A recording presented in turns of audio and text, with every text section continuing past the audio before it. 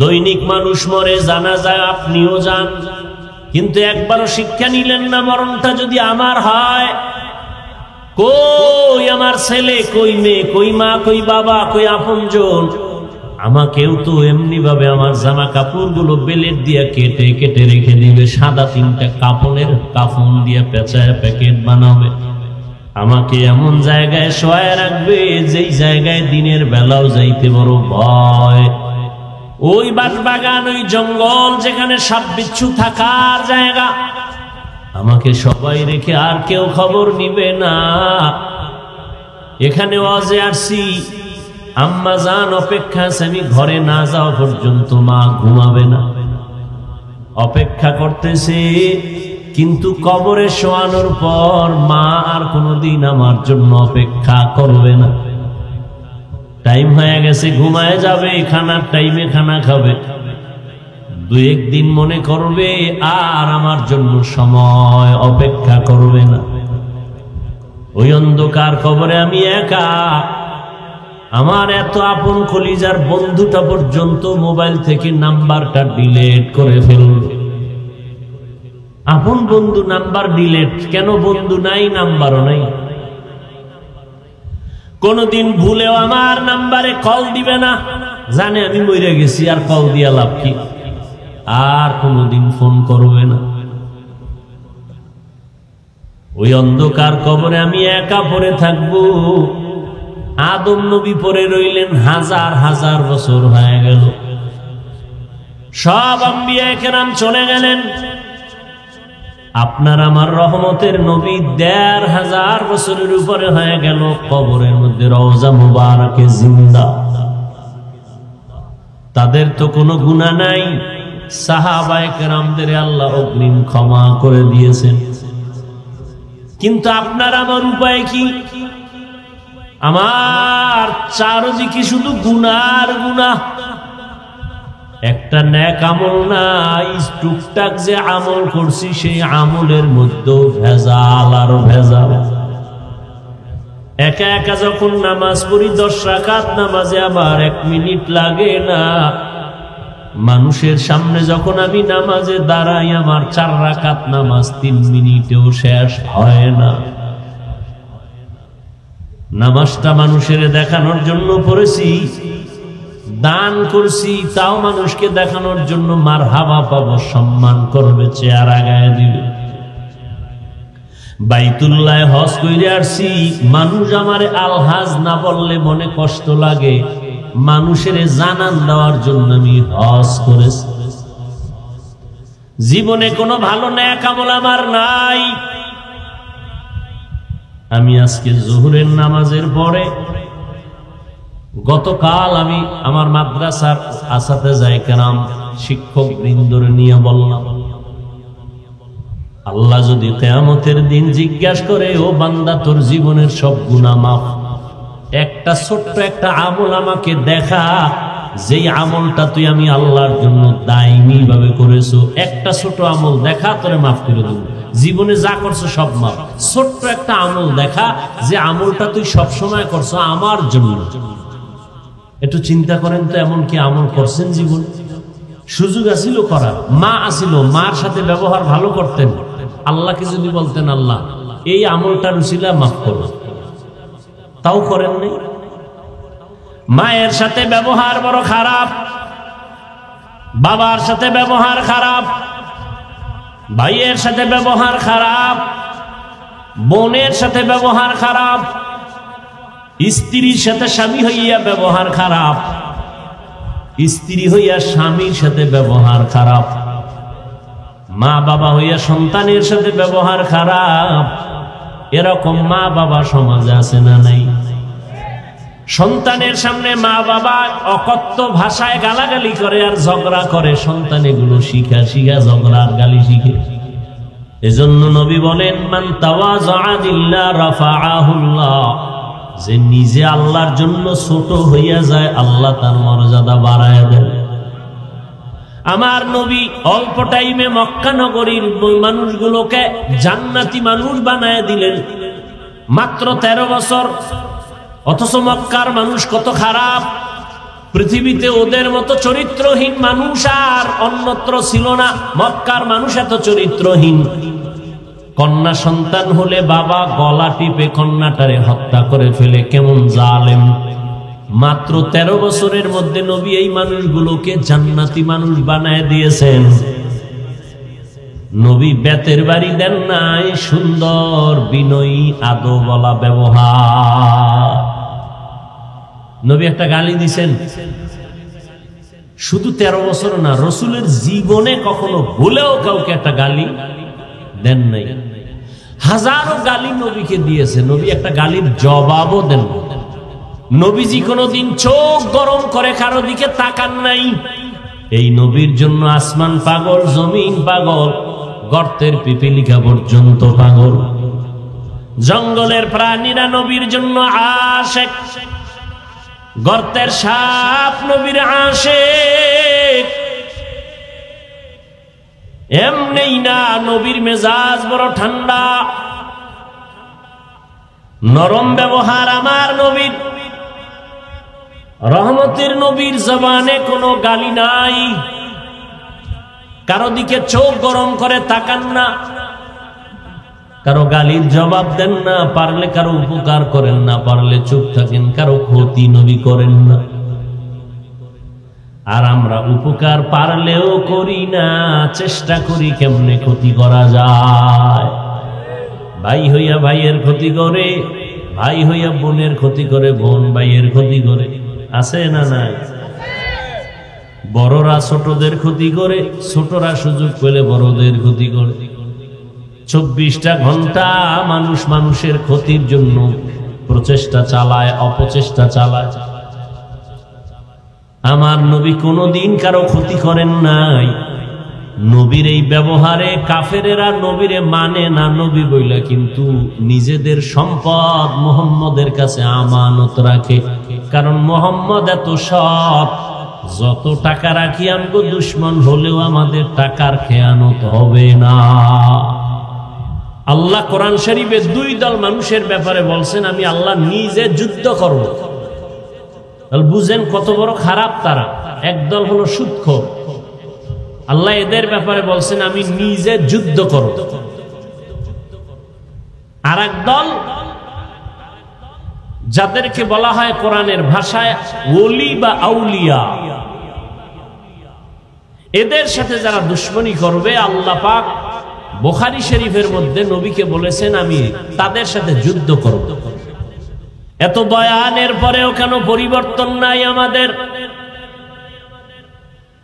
মাদ্রাসা আগের থেকে বেড়ে গেছে, তাবলীগ বাড়লো, কিন্তু কই সুদের কারবার কমছে নাকি? কমছে? বেনামাজি কমছে? অনেক বেড়ে গেছে। মাদ্রাসা বাড়লো, ওয়াজ মাহফিল বাড়লো, পীর মুরিদি বাড়লো, তাবলীগ বাড়লো, মসজিদ বাড়লো, তারপরেও কিন্তু নেক আমলের রাস্তা বড় দুর্বল হয়ে গেছে। এর একমাত্র কারণ বয়ান শুনি, বয়ান করি, কিন্তু আসল আল্লাহর আযাবের ভয় আপনার আমার অন্তরে নাই। এই জন্য আল্লাহ বারবার বারবার কোরআন শরীফের মধ্যে বয়ান করেন, আমাকে ভয় করো, আমাকে ভয় করো, আমাকে ভয় করো। ইয়া আইয়ুহাল্লাযীনা আমানুত্তাকুল্লাহ, ও মুমিন। কোন বেঈমানকে আল্লাহ বলেন নাই, মুমিনকে বললেন আমাকে ভয় কর। কারণ ছাত্র যদি শিক্ষকের ভয় না করে, কোনদিন ওই ছাত্র শিক্ষকের সামনে ভালো আচরণ করার সুযোগ পাবে না। সন্তান যদি মা বাবাকে ভয় না করে, কোনদিন মা বাবার সামনে সন্তান অন্যায় করতে দ্বিধা করবে না। যেই সন্তান মা বাবাকে ভয় করে চলে, ওই সন্তান মা বাবার সামনে অপরাধ করে না। যেই ছাত্র শিক্ষকের অন্তর থেকে ভয় করে, ওই ছাত্র কখনো শিক্ষকের সামনে অন্যায় করে না। ঠিক যেই মানুষগুলো আমার আল্লাহর আযাবের ভয় অন্তরে জমা রাখিয়া চলবে, ওই বান্দা দুনিয়ার কোনো লোভে পড়ে গুনার কাছেও যাবে না। কারণ আযাবের ভয়, শাস্তির ভয়। হ্যাঁ, আপনি এত বয়ান জানেন, শুনেন, অথচ আপনি আজকে ফজর পড়েন নাই। জোহর পড়েন নাই, আসর পড়েন নাই, মাগরিব পড়েন নাই, এশার নামাজ মাঠে হয়েছে, অনেকে নামাজ পড়েন। আমি আল্লাহর ভয়ে টুপি ফালাইতে চাই না। আর আপনিও মুসলমান, আপনি আল্লাহর গোলাম, আপনি আখিরি নবীর উম্মত, আপনি টুপি মাথায় দিতেই চান না। আমার গলায় ছুরি লাগবে, কখনো দাড়ি কাটতে চাই না। আর আপনার পাও ধইরা বুঝানোর পরও আপনি দাড়ি রাখতেই চান না। বিষয়টা কি? আপনিও মুসলমান, আমিও মুসলমান, আপনার আল্লাহ আমার আল্লাহ এক, আপনার নবী আমার নবী এক, আপনার কোরআন আমার কোরআন এক, আপনার ধর্ম আমার ধর্ম এক, আপনার কাবা আমার কাবা বলেন আলাদা। তাহলে আপনি কেন দাড়ি রাখবেন না? আমি কেন আপনাকে দাড়ির বয়ান করা লাগবে? বলেন তাহলে আমি কি ভুলের মধ্যে আছি নাকি আপনি সঠিক? নাকি আপনি ভুলের মধ্যে আছেন আমি সঠিক? সমাধানে আসেন তাড়াতাড়ি। যদি বলেন দাড়ির কামাই আমরা সঠিক, দলিল দেখেন কোরআন হাদিস থেকে, আমিও দাড়ি কেটে ফেলবো। ঝামেলা কমায় দেন তাড়াতাড়ি। কোরআন হাদিসের দলিল চাইলাম কেন? কারণ দুনিয়াতে সব কিতাবে ভুল আছে, আমার আল্লাহর কিতাব আর হাদিসের মধ্যে কোনো ভুল নাই। আছে? থাকলে এখন কোরআন শরীফ জ্বালায় দেব, এখন দাড়ি কেটে ফেলবো, আল্লাহর বিরুদ্ধে বয়ান শুরু করবো যে আল্লাহ নাই। আমাকে সব কথার মূল পুঁজি কোরআন শরীফ। ওই কোরআন সত্য, আমাদের বয়ান সত্য। আল্লাহ আছেন সত্য, গুনাহগারেরা জাহান্নামে যাবে সত্য, নেক আমলওয়ালারা জান্নাতে যাবে তাও সত্য। বাস, আমিও মুসলমান, আপনিও মুসলমান। কেন আপনাকে পাও ধরে বয়ান করতে হবে? করার পরেও কেন আপনি নামাজ পড়বেন না বলেন? আমি মরিয়া গেল নামাজ সারি না, সারার কোনো সুযোগ নাই। কষ্ট হলেও দাঁড়াইয়া না পারলে বৈশা নামাজ পড়ি, বৈশা যদি না পারি অসুস্থ হয়ে গেলে শুয়ে শুয়ে হলেও নামাজ আদায় করি। আপনি সুস্থ আছেন, আপনি কেন নামাজ পড়বেন না? আজান হলে তাড়াতাড়ি মসজিদে দৌড়াই, আপনি কেন মসজিদে যেতে চান না? কারণটা কি? আমরা বেগানা দেখলে চোখ অন্যদিকে ঘুরায় নেই, পর্দা করার চেষ্টা করি। আপনি কেন পর্দা করতে চান না? আমি টুপি ফেলতে চাই না আর আপনি টুপি দিতে চান না। আমি দাড়ি রাখতে চাই, কাটতে চাই না, আপনি দাড়ি রাখতে চান না। কারণটা কি একটু বলেন? আসলে কি আল্লাহর কোরআন মিথ্যা মনে মনে ভাবছেন? হুজুরদের কথা এগুলো সব অনর্থক হয়ে যাবে। ও যুবক, আল্লাহ বিবেক দিছে, কুত্তা শুয়ারের আল্লাহ ভালো মন্দ যাচাই করার বিবেক দেয় নাই। ভালো করে বুঝো। আমি হাফিজুর রহমানের কথা তুমি সন্দেহ করো, মেনে নিলাম, কিন্তু লক্ষ লক্ষ লক্ষ লক্ষ নবীরা মিথ্যা বলতে পারেন না। কোটি কোটি লক্ষ লক্ষ সাহাবায়ে কেরাম, কোটি কোটি আলেমরা মিথ্যা বলতে পারেন না। আল্লাহ তো মাঝে মাঝে দেখাইও দেন, যারা মারাত্মক গুনাহ নিয়ে কবরে গেছে তাদের কবরে আযাব আর জাহান্নামের আগুন, তাও অনেক সময় দুনিয়ায় দেখা গেছে। আর যারা নেক আমল নিয়ে কবরে গেছে তাদের কবরের লাশ 30 বছর পরে ভেঙে গেছে, লাশ বের হয়ে গেছে, কাফনটা পর্যন্ত তাজা পাওয়া গেছে, সাদা কাফনে একটা কাদার দাগ লাগে নাই।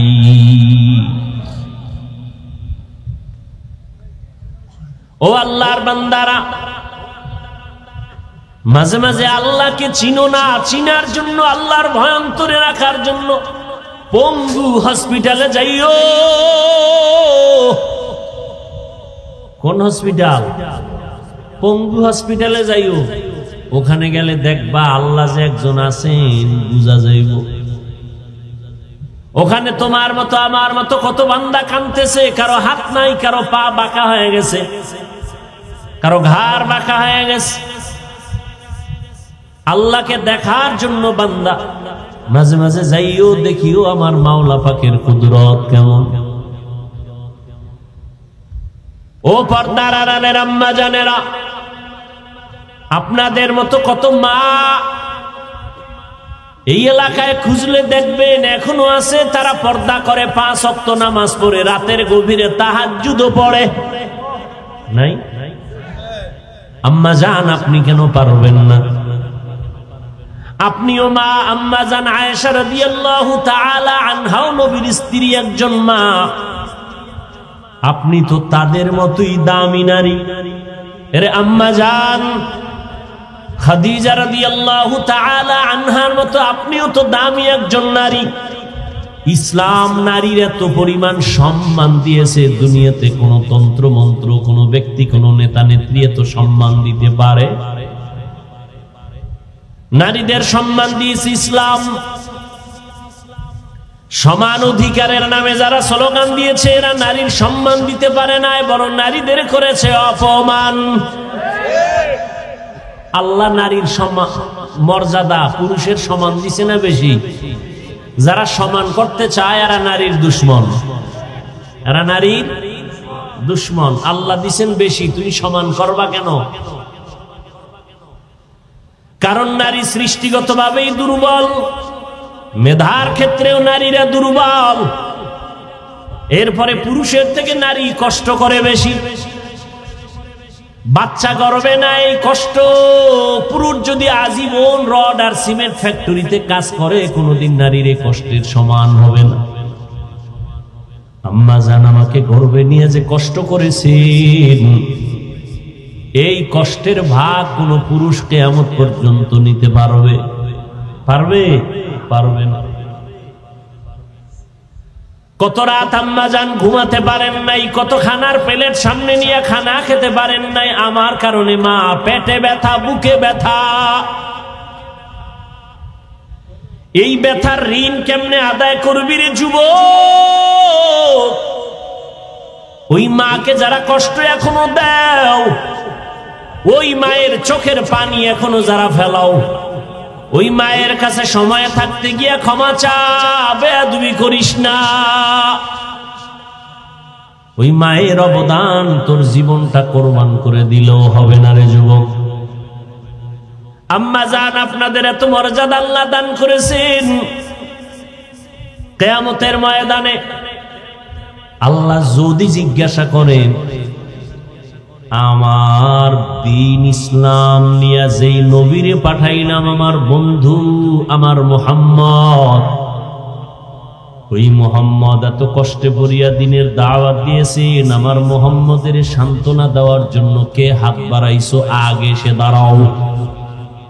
আমি কোটি কোটি মানুষের সামনে আজকে তার হাতে পুরস্কার দিব, কোটি কোটি মানুষের সামনে। একটা পুরুষ দাঁড়াতে পারবে না, সক্ষম হবে না, শক্তি হবে না। একজন নারী দাঁড়ায় বলবেন, ও আল্লাহ, তোমার বন্ধু মুহাম্মদের বিপদ কালে আমি নারী হাত বাড়াইয়া তোমার বন্ধুরে সান্ত্বনা দিয়া কালেমা পড়েছি আমি খাদিজা। এরে আম্মা জানের, আপনাদের এত দাম, এত মর্যাদা।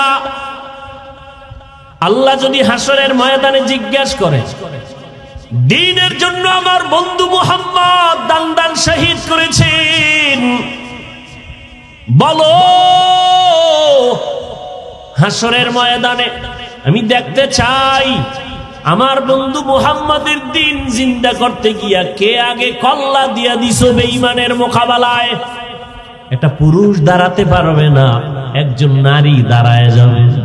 একজন নারী দাঁড়ায় বলবেন, ও আল্লাহ, আপনার বন্ধু মুহাম্মদের দ্বীন দুনিয়ায় টিকে রাখাবার জন্য আমি কল্লা আগে দিয়েছি, আমি একজন নারী, সুমাইয়া রাদিয়াল্লাহু আনহা। এরে আম্মা জান, দ্বীনের জন্য আমার নবী জন্মভূমি থাকতে পারে নাই, মক্কা ছাড়িয়া মদিনায় গেলেন। চোখের পানি ছেড়ে কেঁদে কেঁদে নবী গভীর রাত মক্কা ছেড়ে মদিনার পথে দৌড়ায় আমার নবী। বাইতুল্লাহর গিলাফ ধরে কাঁদেন আর কয়, কাবা, মনটা চায় জন্মভূমিতে থাকবো, মনে চায় না ছেড়ে যাই, কিন্তু আল্লাহর অর্ডার। আমার বংশের বেঈমানেরা থাকতে দেয় নাই, আমি বিদায় নিয়ে যাইতেছি। দ্বীনের জন্য হিজরত করার ফজিলত অনেক বেশি, অনেক বেশি, অনেক বেশি।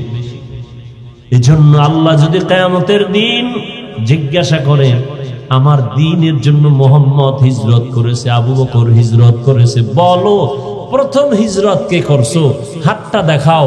কোটি মানুষের সামনে আমি আল্লাহ কিয়ামতে আজকে পুরস্কার দিব। একজন পুরুষ দাঁড়াতে পারবে না, একটা নারী দাঁড়াও। সুবহানাল্লাহ। একজন নারী দাঁড়ায় বলবেন, হে আল্লাহ, তোমার বন্ধু মুহাম্মদের দ্বীন ইসলামের ঝান্ডা উঁচু রাখার জন্য আমি আমার জন্মভূমি ত্যাগ করে হিজরত করেছি। একমাত্র প্রথম হিজরত করনেওয়ালা আমি একজন নারী, রুকাইয়া রাদিয়াল্লাহু আনহা, আমি মুহাম্মদের কন্যা।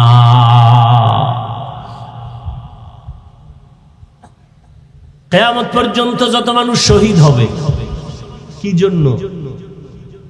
আওয়ামী লীগকে ক্ষমতায় বসানোর জন্য শহীদ, বিএনপি কে ক্ষমতায় নেওয়ার জন্য শহীদ, অমুক নেতারে চেয়ারে বসাবার জন্য শহীদ। হ্যাঁ, আল্লাহর দ্বীন দুনিয়াতে বাস্তবায়ন করার জন্য শহীদ হয়েছে। কিয়ামত পর্যন্ত যত মানুষ শহীদ হবে, ছাত্র জনতার আন্দোলনে শাহাদাতের পেয়ালা পান করেছেন মুগ্ধ আমার ভাই, আবু সাইদ আমার ভাই সহ যারা শাহাদাত বরণ করেছেন, এরা যত সওয়াবের অধিকারী হবেন। প্রথম যিনি শহীদ হয়েছেন তার আমল নামে একটা সওয়াব সবার পক্ষ থেকে চলে যাবে, কারণ প্রথম শহীদ একজন নারী। পুরুষ না নারী? নারীর মর্যাদা কমছে না বাড়ছে? কিন্তু যে সমস্ত লম্পট চরিত্রহীনেরা বলে নারীর সমান অধিকার চাই, তারা নারীর চূড়ান্ত দুশ্মন। এরে আম্মা জানেরা, আপনারা এত মর্যাদা কেন জানেননি? সারা রাতেই বয়ান করলে কি শেষ হবে? আপনাদের নামে আল্লাহ কোরআন শরীফে সূরা নাজিল করছেন, কি সূরা নিসা আছে না নাই? এই যারা বিয়ার পাগল, বিয়ে হয় না, এত মাইয়া কয় বউ হয় না। দুনিয়ার আকাম করলে ভাবি কেমনে আসলটাও আরবি। এই যারা চরিত্র নষ্ট করে অন্য সব চরিত্রের নারীদের উপরে চরিত্রের কালিমা লিপন করেছো, তোর কপালে ভালো বউ নাই, আছে জল্লাদ। হাসিস না, কথাটা খুব কঠিন, টের পাবি সময় মতো। ভালো একটা বউ না পাইলে আর সে গলায় ফাঁসি দিয়ে মরা ভালো। তো বউ পাবি না কেন? আল্লাহ তো রাখছে, পাবি না কেন? ওই যে আকাম করতেছো মোবাইলে, এজন্য আল্লাহ বেজার হয়ে যাইতেছে।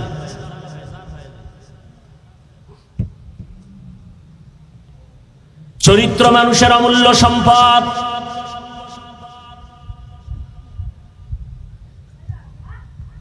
এরে আল্লাহর গোলাম, ভালো করে বুঝো, যেই সমস্ত যুবক বলে আমি ভালো পাত্রী চাই, নেককারিনী একটা মেয়ে চাই, নামাজি কোরআন পড়নেওয়ালা কন্যা চাই, পাই না, বয়স আমার চলে যাইতেছে, বিয়া হয় না, ওলামায়ে কেরাম কয় প্রতিদিন ফজরের নামাজ পড়িয়া সূরা নিসা পড়, নিসা সূরাটা পড়, নেককারিনী বিবির সন্ধান আল্লাহ ব্যবস্থা করে দিবেন। সূরা নিসা নারীদের নামের সূরা। আবার জমিনের মধ্যে একজন নারীর নাম নিয়ে আল্লাহ পাক আলাদা সূরা নাজিল করেছেন। নাম কি? সূরা মারিয়াম। ঈসা নবীর মা মারিয়ামের নামে সূরা আল্লাহ দিলেন। কে সে মারিয়াম? ঈসা নবীকে আল্লাহ দুনিয়ায় পাঠাইছেন, কোনো বাবা ছিল না। মারিয়ামের উপর অত্যাচার। এই মারিয়াম, এই ছেলে কই পাইছো? বাবা সারা সন্তান এটা কেমনে হয়? এই লিয়া কিলেখিলি করে দুই দল। এক দল কয় যেহেতু ঈসার বাবা নাই, আল্লাহই তার বাবা। আর এক দল খায় যেহেতু ঈসার কোনো বাবা নাই অতএব ঈসা যারও সন্তান। নাউজুবিল্লাহ।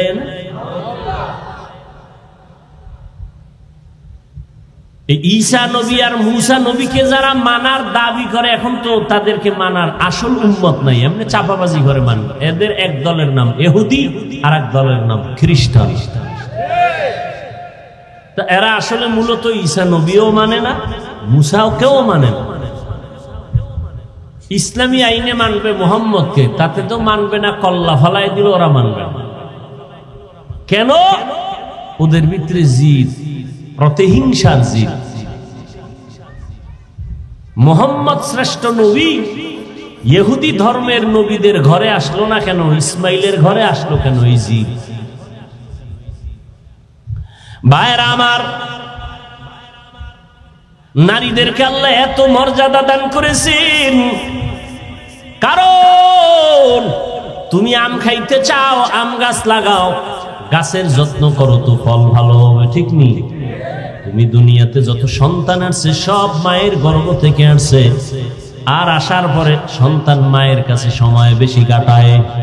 মা আর বাবার তুলনায় সন্তান মায়ের থেকে আদর্শ শিখে বেশি, কারণ বাবায় সময় দিতে পারে না, সন্তান মায়ের কাছে থাকে, মা সময় দেয়, মাকে ফলো করে। এই জন্য একটা মার পাত্র যখন ভালো হবে, ফ্যাক্টরি যখন ভালো হবে, মাল ভালো হবে। মায়ের আদর্শ যখন ভালো হবে, সন্তানের আদর্শটাও ভালো হবে। এজন্য এই দুনিয়ায় যত সন্তান ভালো হয়েছে সব হলো মায়ের অবদান। এসপি সাহেবের ব্যবহার ভালো, খবর নিবেন তার মা ভালো। ওসি সাহেবের মা ভালো, খবর নিবেন তার মায়ের আদর্শ ভালো। অমুক হুজুরের ব্যবহার ভালো, খবর নিয়ে দেখবেন তার মায়ের আদর্শ ভালো। এরে আম্মা জানেরা, এ দুনিয়ায় সন্তান আল্লাহ দান করেছেন, সন্তানটাকে মানুষ বানানোর জন্য আপনার অবদান থাকতে হবে, আদর্শ থাকতে হবে, না হয় আগানো যাবে না। এই জন্য মায়ের মর্যাদা অনেক বেশি। যদিও কোনো মা নবী না, কোনো মা নবী না, কিন্তু নবীদের মা।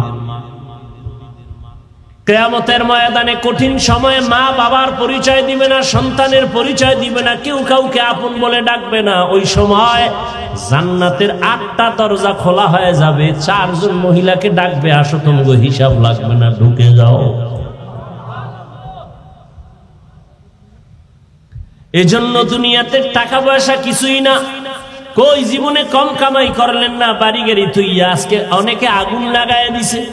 জীবনভর কামাই করলেন, কি লাভ হলো সেই বাড়ি গাড়ি করিয়ে? এর পিছনে কত সময় দিলেন, না ছেলে খাইতে পারলো, না মেয়ে খাইতে পারলো, না বউ খাইতে পারলো, না আপনি খাইতে পারলেন। এই সম্পদ দিয়া লাভ নাই, এই বিল্ডিং বাদ দিয়া টিনের ঘর ভালো।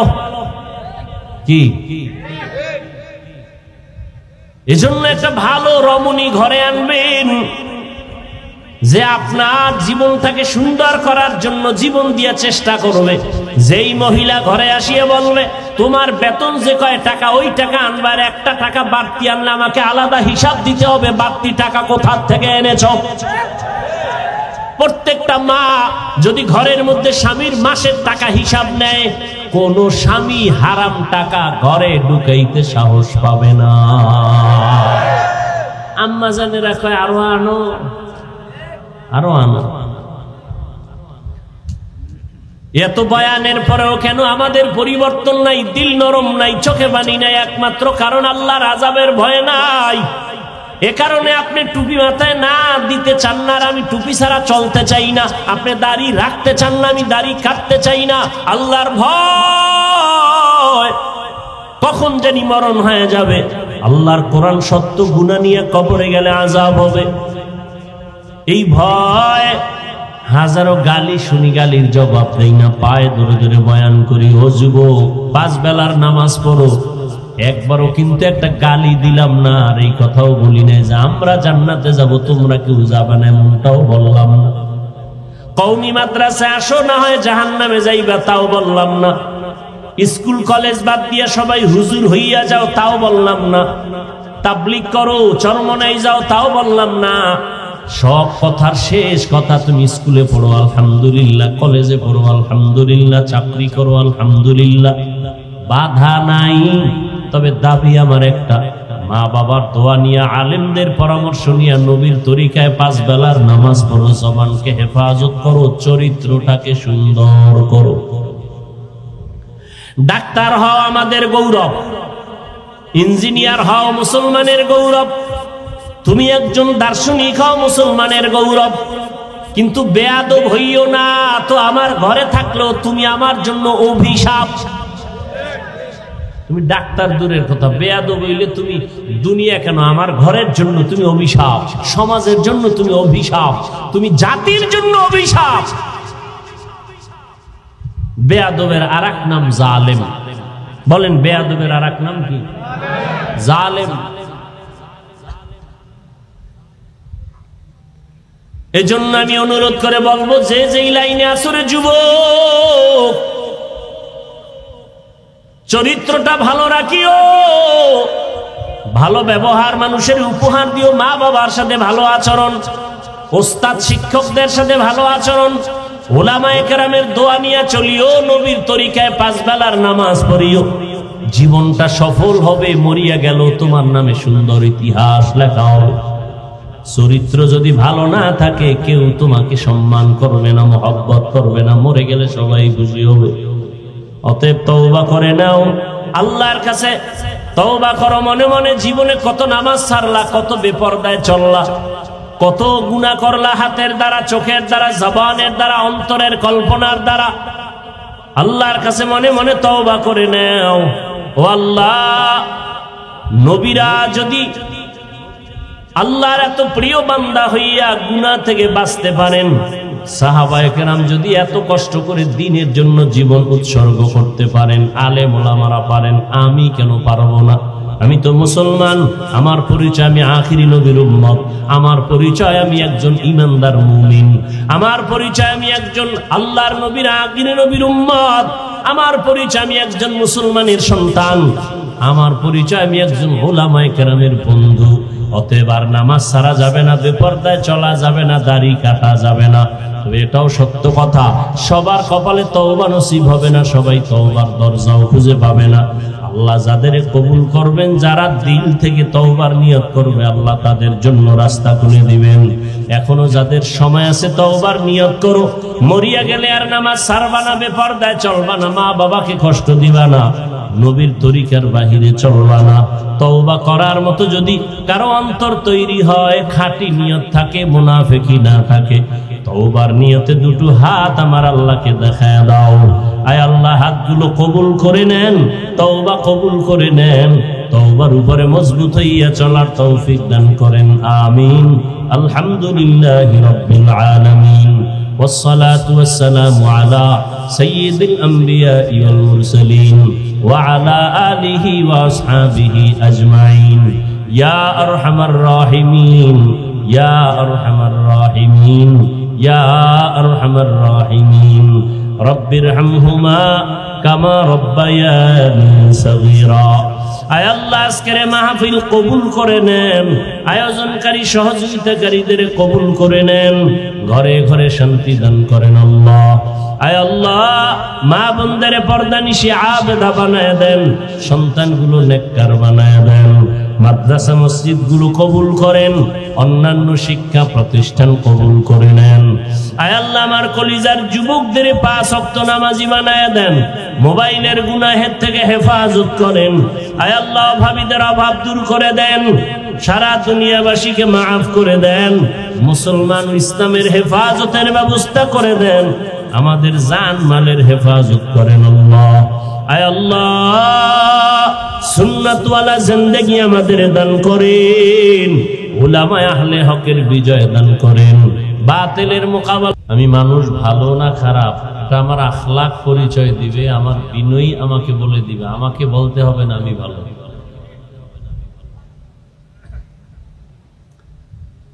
তাহলে বিনয়ী হওয়া এটা মানুষের সৌন্দর্য এবং সব থেকে বড় দামি একটা পুঁজি, বিনয়ী হওয়া, আদবওয়ালা হওয়া। আর এটা এমন একটা বিষয় যেটা নিজে নিজে মায়ের গর্ভ থেকে কেউ শিখে আসে না, নিজে নিজে একা একাও কিছু অর্জন করতে পারে না, অন্যের থেকে শিখতে হয়।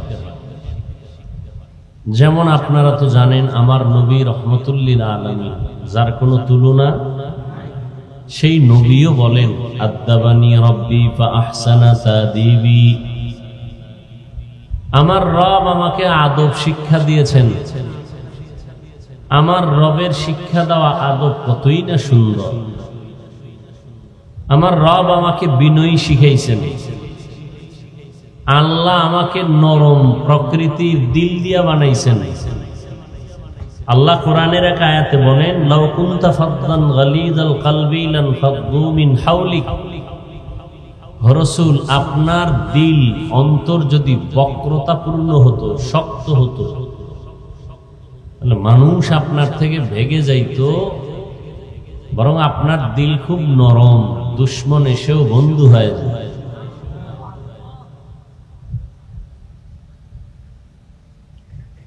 নরমের প্রতি মানুষ খুব দুর্বল। শারীরিকভাবে পুরুষের থেকে নারী একটু দুর্বল, নরম। এদিক থেকে তার মর্যাদাও না পুরুষের তুলনায় কিন্তু বেশি, ঠিক না? আবার দেখেন আমাদের তুলনায় নারী হোক পুরুষ হোক, বাচ্চা খুব দুর্বল। বাচ্চা দুর্বল না, নরম না?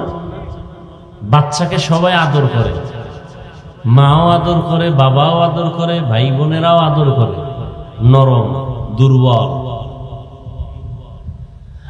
আর আল্লাহ কোরআনে বলেন অখলিকাল ইনসানু যায়ীফা, আমি মানুষকে দুর্বল করে বানাইছি। মানুষ খুবই দুর্বল, পিপিলিকার কাছেও দুর্বল, মশার কাছেও দুর্বল। মানুষ খানার বেলায় দুর্বল, ঘুমের বেলায় দুর্বল, চলাফেরার বেলায় দুর্বল, মেধার বেলায় দুর্বল। যে কারণে শক্তিশালী সব আমাদেরকে মহব্বত করে, সম্মান করে, হিংস্র প্রাণী সহ। বাঘের শক্তি বেশি না? আমাদের সম্মান করে। বলবেন তাহলে সুন্দরবনে মানুষ মারে কেন? ও মানুষ না, আসলে যে মানুষ হবে তাকে বাঘ সালাম করবে, মানুষ হতে পারে নাই। মূলত জুলুম করেছে প্রাণীর উপরে, এই জিদ দিয়ে ওকে আক্রমণ করেছে। কই সুন্দরবনের ঘটনা দেখলেন? চাঁদপুর জেলার কচুয়া থানা, ওই থানার একটা স্থানের নাম উজানি। ওই জায়গা আবাদ করেছেন কারি ইব্রাহিম রহমতুল্লাহ আলাইহি। তিনি তো বাঘের কাছে আসছে, বাঘকে কথা বলছে, এই বাঘ তুমি চলে যাও, এখানে আমরা বসবাস করব। বাঘ চলে গেছে। বাঘ তো তাকে আক্রমণ করে নাই। তার 11 সন্তান, ছেলে 11টা। সর্বশেষ যে সন্তান কারি মঞ্জুর আহমদ রহিমাহুল্লাহ, তিনি আমাদের বাড়ি যাইতেন।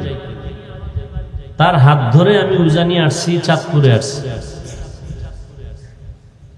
আমাদের কুয়াকাটা বঙ্গোপসাগরের কিনারায় লাল কাঁকড়া থাকতো, ছোট ছোট লাল কাঁকড়া, বিদ্যুতের গতিতে দৌড়াতো। এখন সাগরের পাড়ে গেছে দেখার জন্য সকালবেলা।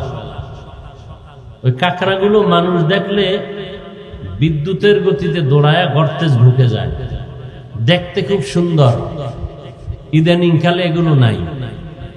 ভালো ভালো জিনিস থাকবে না, মানুষ ভালো কমতেছে, ভালো ভালো নেয়ামত কমে যাইতেছে মানুষের গুনার কারণে। ইলিশ মাছ আছে, আগের সেই বরকত নাই। এখন সে কাঁকড়া দেখবে, দেখতে পারে না। আমরা দৌড়াইতেছি ধৈর্য দেখানোর জন্য। হুজুর বলতেছে একটু দাঁড়া, আমি একটু দেখতে চাই, একটু দাঁড়া। অনেকগুলো কাঁকড়ার মধ্যে একটা কাঁকড়া দাঁড়ায় গেছে। পরে হুজুরে বইসে ওটাকে ধৈর্য, এরপরে দেখলেন।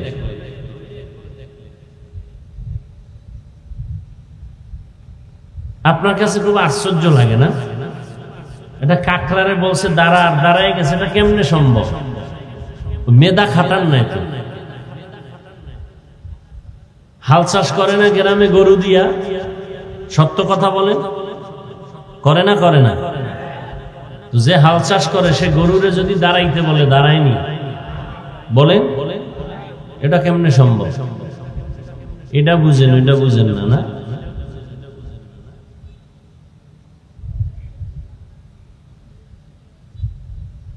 মানুষ দামি না কাকড়া দামি? মানুষ দামি না বাঘ দামি? মানুষ শ্রেষ্ঠ না চন্দ্র সূর্য শ্রেষ্ঠ? সবাই একমত। অতএব চন্দ্র সূর্য মানুষের গোলাম, মানুষ আল্লাহর গোলাম। চন্দ্র সূর্য কার গোলাম? বাতাস কার গোলাম? সুলাইমান নবী বাদশাহ জুলকারনাইন বাতাসকে হুকুম করছে এদিকে যাও, এদিকে যাও, চলছে। তা আপনারটাও শুনবে। আপনি আল্লাহর গোলাম হন, আপনার দাড়ি নাই, টুপি নাই, নামাজ নাই, কিচ্ছু নাই আপনার মধ্যে। আমার মধ্যে আছে, কিচ্ছু নাই, শুধু আপনাদের দেখানোর জন্য। আমি যদি টুপি না পরি, দাড়ি না রাখি, আমাকে ওয়াজে দাওয়াত দিবে না। মানুষকে দেখানোর জন্য করি, আল্লাহর জন্য কয়জনে আমল করি, আল্লাহর সন্তুষ্টির জন্য কয়জনে বয়ান করি। বয়ান তো করি শুধু আক্রমণ, অমুকেরে ধরো, অমুকেরে মারো, অমুকেরে এই করো সেই করো। সবাইকে বুকে লাগাবার নিয়তে কাছে টানার জন্য কয়জনে কথা বলি। আমাকে চেয়ারে বসাও আর সব টেনে নামায় দাও, এই বয়ানই তো চলে, এই বক্তব্যই তো চলে। হুজুর রাজনীতির ওয়াজ করবেন না, আর ওয়াজের প্যান্ডেলে রাজনৈতিক বক্তব্য দিতে আইসা অনেকে বক্তব্য দেয়, শুধু হুজুর বললে দোষ। কি এটা কি রাজনীতির মঞ্চ? তাহলে রাজনৈতিক বক্তব্য হবে কেন ওয়াজের মঞ্চে? হয় না? হয় না? এতদিন হয়েছে, নতুন করে যেন এই সুযোগ আর কেউ না পায়। জুলুম থেকে আমরা পরিত্রাণ চাই। কোরআনের প্যান্ডেল স্বাধীন, কোরআনের কথা চলবে স্বাধীন, এখানে কারো আঙ্গুলের ইশারা চলবে না।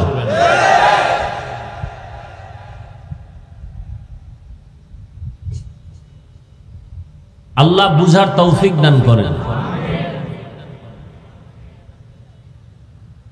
যতই বলি বয়ানের পরে কি আর এই কথা ঠিক থাকবে? হুজুর হুজুরেরটা বলে গেছে, আমরা আমাদেরটা করি।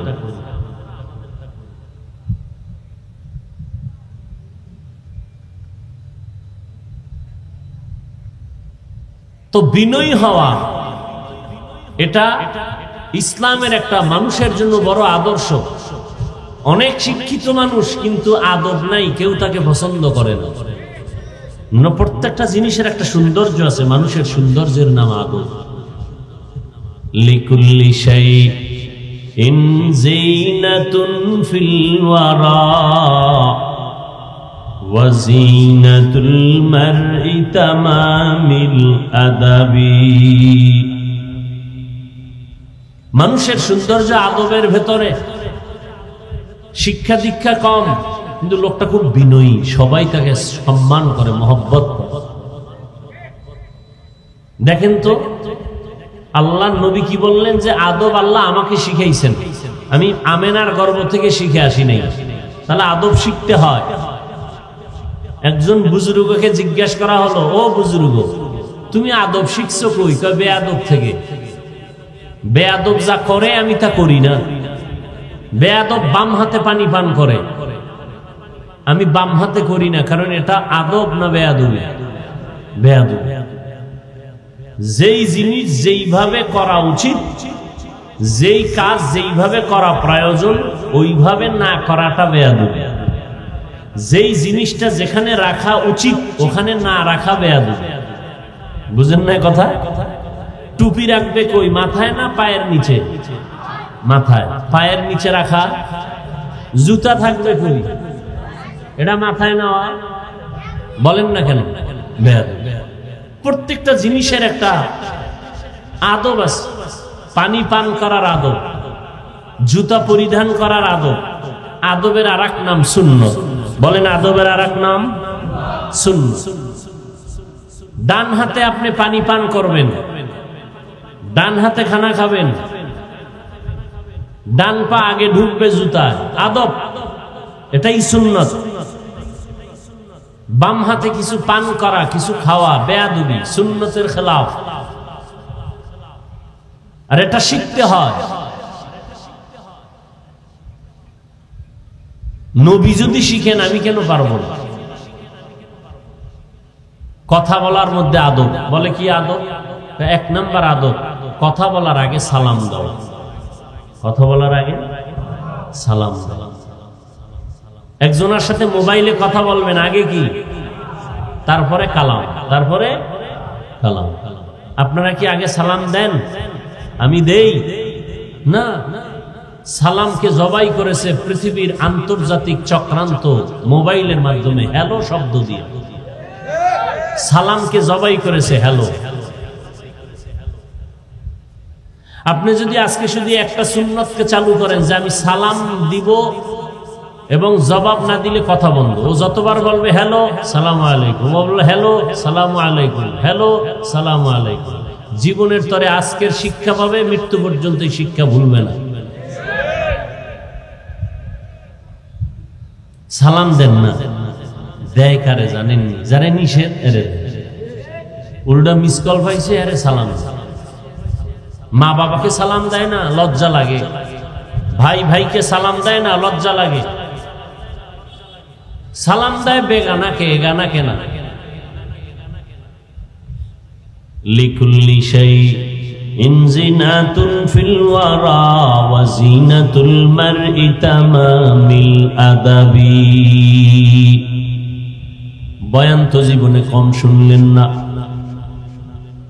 বাংলাদেশের মানুষ যেই পরিমাণ বয়ান শুনে, পৃথিবীর আর কেউ এই পরিমাণ বয়ান শুনবে কি করে? বয়ান করারই কোনো অনুমতি নেই।